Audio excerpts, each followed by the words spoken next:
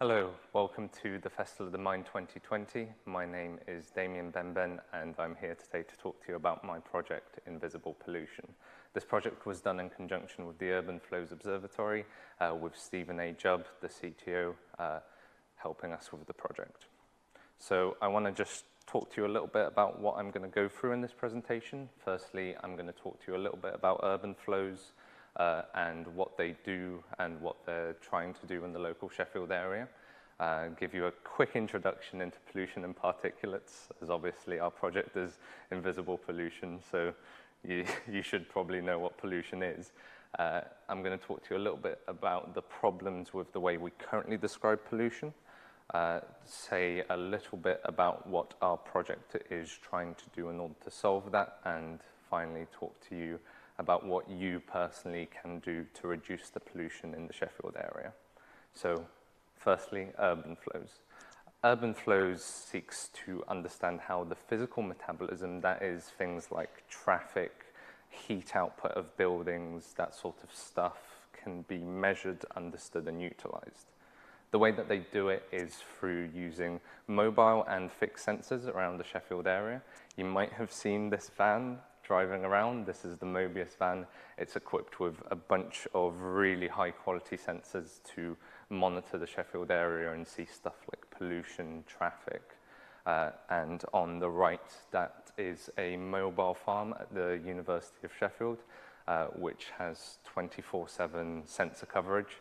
So that's an example of a fixed sensor. Now, why is Urban Flows doing this? Well, they want to make sure that there's a robust evidence base for local and national decision making in order to get all of the facts out there so that people can actually work based on evidence.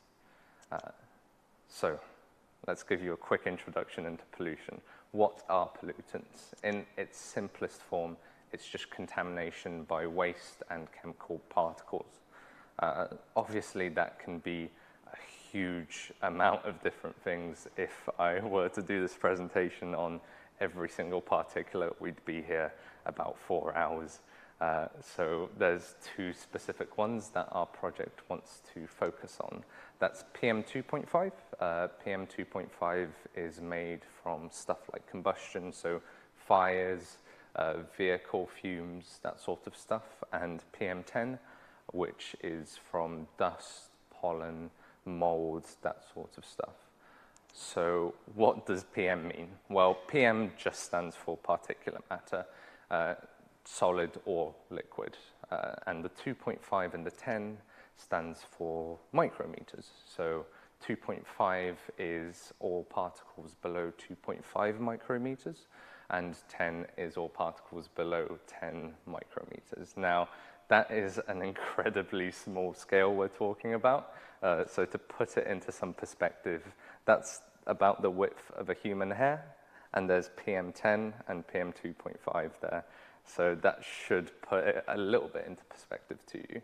So these particles are incredibly small, but they are also incredibly damaging to human systems. You can see if we just had a 1 microgram per meter reduction in particulates over the next 18 years, we could stop 50,000 coronary heart disease cases, almost 10,000 asthma cases, almost 5,000 lung cancers, and 6,500 strokes. So that's the sort of scale we're talking about. And a 1 microgram per meter reduction is not a lot. So if you think about the sort of scale that will happen if we have an increase in pollution over the next 18 years, that should put it a little bit into perspective. So where does pollution come from? This is specifically talking about PM2.5. The majority of pollution from PM2.5 is from residential areas. That's stuff like fires in your garden, fumes from houses, from wood fire stoves especially. The second highest is from manufacturing and construction. The third highest is from industrial processes, and the fourth is from transport. So these are the sorts of parking your car and leaving it on, or driving around when you don't particularly need to. So there is definitely a lot of things that people out there can do to reduce pollution in their area, since the majority is from residential areas. So I want to talk to you a little bit about the problem with the way we currently describe pollution. Now, if you're anything like me and constantly look at the news, you probably get these articles every couple of weeks or so. Air pollution rising in the world's poorest cities, traffic pollution dropping, but other problems with pollution continuing. Pollution rising by 8%, the list goes on. And there's a really big problem with the way that these articles describe pollution. Outdoor air pollution growing 8%, 5% in more than 2/3 of cities. Air pollution-related deaths reduced by 15%. Even our own example from earlier, 50,000. I bet you didn't feel as much as you should have when you heard that number, because you're thinking, what does it exactly mean? An outdoor air pollution growth in 8%, what does that mean for me? That has no real grounding in reality for you. Even stuff like 50,000 heart disease cases, you're just seeing that as a huge number, and there's a really good psychological reason for this. It's a phenomenon called psychic numbing. So humans find it really difficult to deal with large tragedies. You may have experienced this yourself looking at the COVID-19 numbers go up. At the beginning, the scale of it was understandable to you, and it was a lot scarier. But as the numbers went up and up, you reached a point where you just couldn't scale with the tragedy. You couldn't scale your emotions to the same way, to the same numbers. It often feels like human beings with the tears dried off, and it's a well-known phenomenon. Let me give you an example.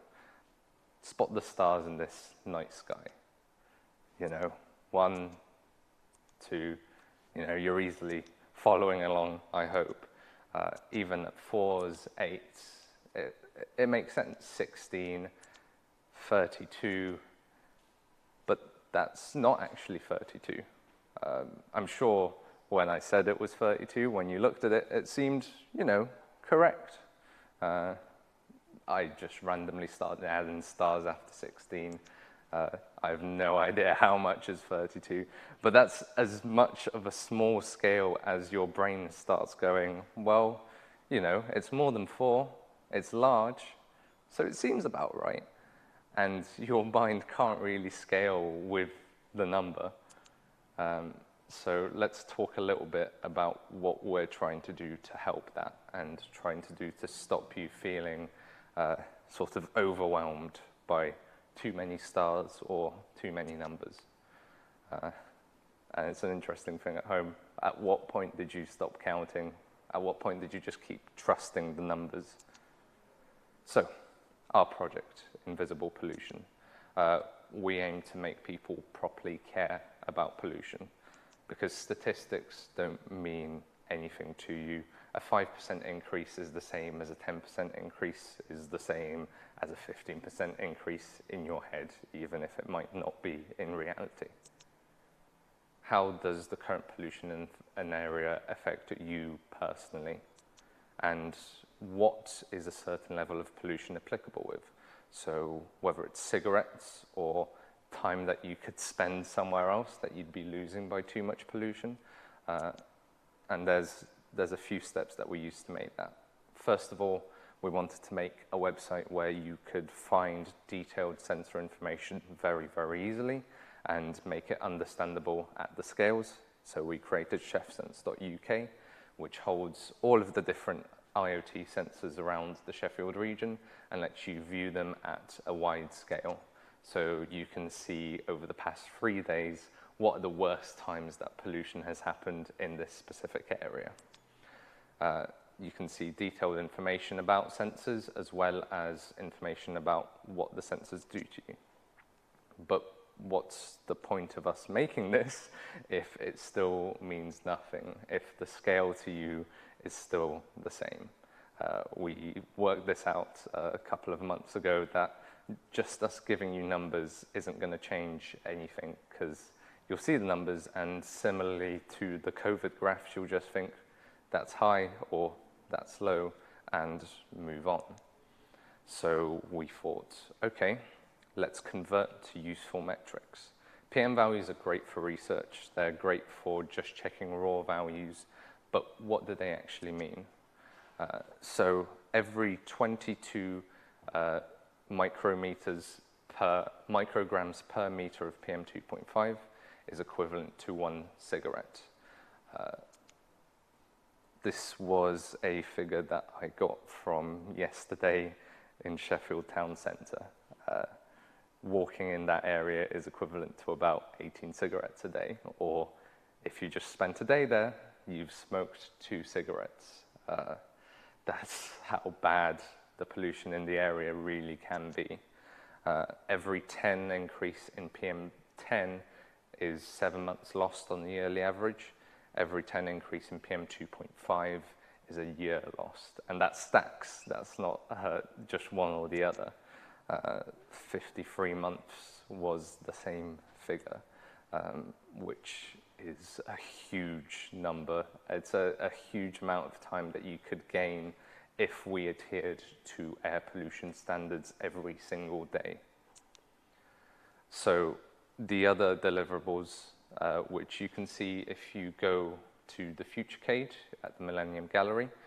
Firstly, our idea was to create a virtual reality exhibit that you can view around and see the current pollution in the Sheffield area. Of course, after COVID-19, I doubt anybody wants to put on a helmet that 50 other people have used. So we found some really cool technology with the Leap Motion controller that lets you have contactless motion. So you wave your hands around the controller and it essentially tracks your hand movements in real time and to a really huge degree of accuracy. You know, I'm going to give a challenge to anyone that can break the sensor by moving their hands too fast, because I've tried it and it's always kept up. And I'm going to regret saying that. Our second idea was having a real-time pollution view using open air quality sensor information. So this goes through a bunch of different areas around the world, different cities, and finds real-time sensor information to give you a little bit of perspective on how bad Sheffield is compared to other places in the world. So that if you go to Millennium Gallery, you can see what the current pollution values in Sheffield are and their direct equivalencies. And it's all open. So we made all of the code fully open source, so you can go to that GitHub, do it yourself, create your own project based on it, because we want all of this information to be as open as possible.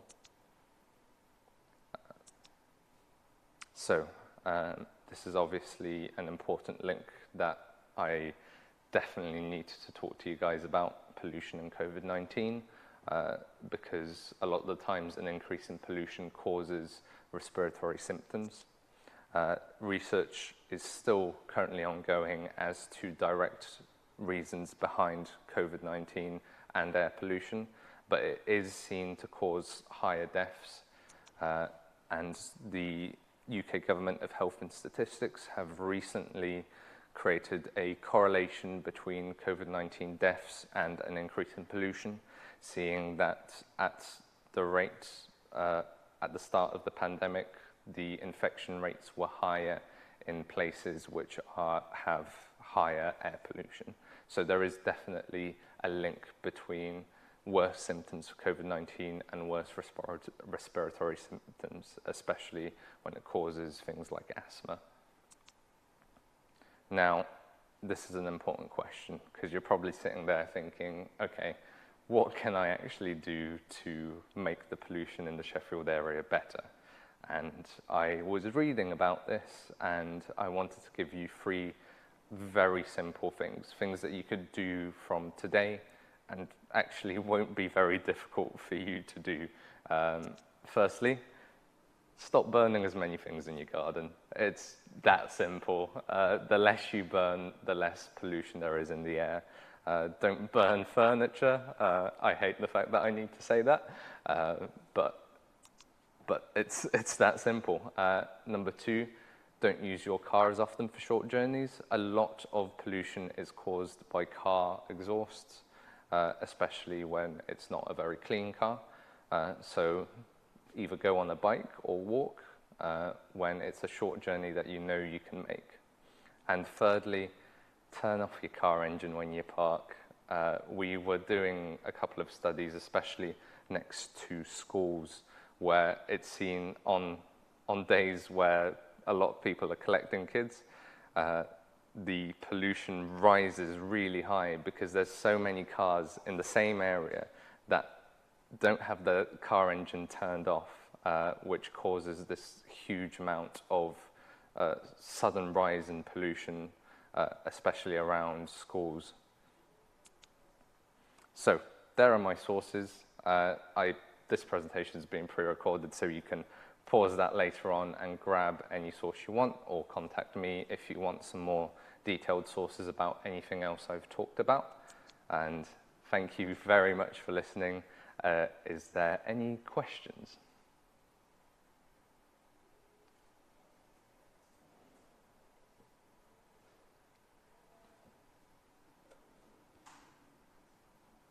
Question 1, do you think wood burners should be more regulated / restricted? Yes, I personally believe that. Wood burners are one of the higher causes of PM2.5 values. There are safe ways that you can use wood burners, especially using cleaner fuel and making sure your wood burner is used properly. So make sure to look up how to use a wood burner properly, especially if you're regularly using it. Question 2, if you should recommend a single change that people do to reduce pollution, what would it be? So I'd have to say cars. Cars are one of the biggest causes of pollution, especially with exhaust fumes. A lot of people use cars for journeys where they know they can make them by walking. It just takes an extra couple of minutes. So don't use cars needlessly, and it will save you a fair bit of money as well. Question 3, is this monitoring system likely to be rolled out in other parts of the country? Are there any current plans? Yes, so I'll have to properly fact check this, but if you look at the Urban Flows Observatory website, there are other observatories around the country that are doing very similar things. I believe, I can't name many off the top of my head as I'm focused on the Sheffield one, but there are more out there, so maybe in your local area as well. Question 4, do you feel enough is being done to tackle pollution around schools? Last year we were involved in a project to teach pollution and teach about pollution in schools, which it was interesting to see how little many people knew about pollution and how bad pollution is in the local Sheffield area. A lot of the times people see Sheffield and they see how green of a city it is and they assume, well, you know, it must be quite nice air. But like the project says, a lot of the times pollution in your local area is invisible. You don't see it. You need sensors to see it. I think people are starting to get more educated, but there definitely needs to be something done about the way that cars are parked next to schools, whether it's turning off engines or finding a better way to get there. Question 5, I want to know more about the impact of wood burners versus traditional heating methods. I don't have any studies off the top of my head. I'll try and work that out and get back to you. I'm not sure if they have my email to... Cool. So I'll be able to email you a couple of studies if I can find them.